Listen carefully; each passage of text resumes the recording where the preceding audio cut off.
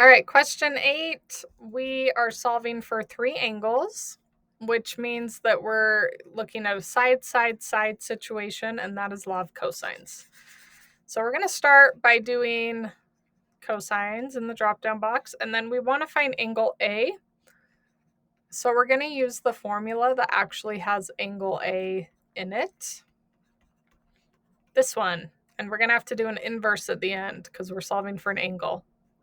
So A is 11, B is 15, and C is 18. And we're solving for cosine of A. So let's just get some numbers. 11 squared is 121. And then we'll get these two. 15 squared plus 18 squared is 549. Minus 2 times 15 times 18 is 540. Cosine of A. I know you want to solve that. I know you want to subtract those. Don't do it. Remember to treat it like it's an x. So we're going to minus 549.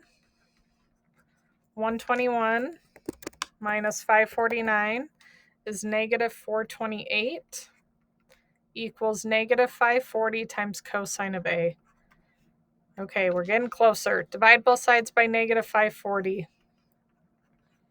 So now I have cosine of A equals negative 428 divided by negative 540.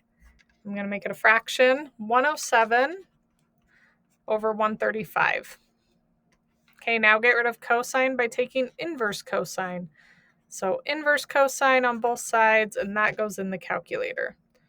So inverse cosine of 107 divided by 135 is 37 point, I don't know what we're rounding to. Round to one decimal place. So 37.6.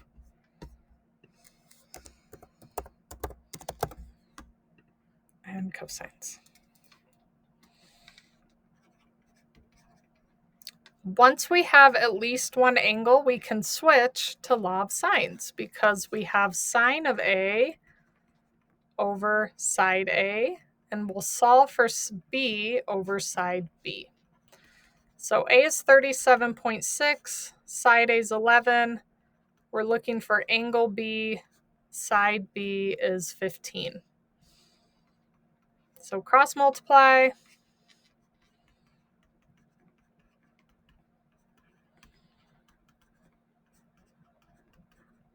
And then divide both sides by 11 to get sine of B by itself. But we don't want sine of B, we just want B. So how do we get rid of sine?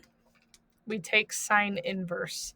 So we're going to take sine inverse of this whole thing. So sine inverse, and I'm going to delete all this other stuff so I have more room.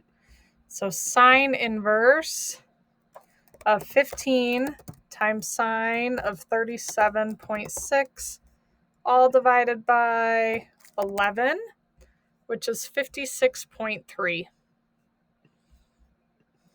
Okay, what do we know about the three angles? What do they add to?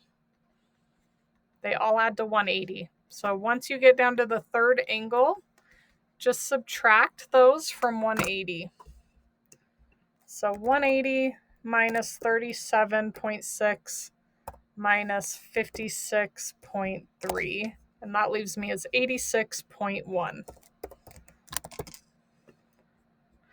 All right, so this happens on the last one after you've rounded a lot. It usually just means that you're within a degree or a decimal point. See how I just moved it up to 2? Once you round once, your answer changes. So if that happens, just up your decimal level or take it down one, and then you'll get it.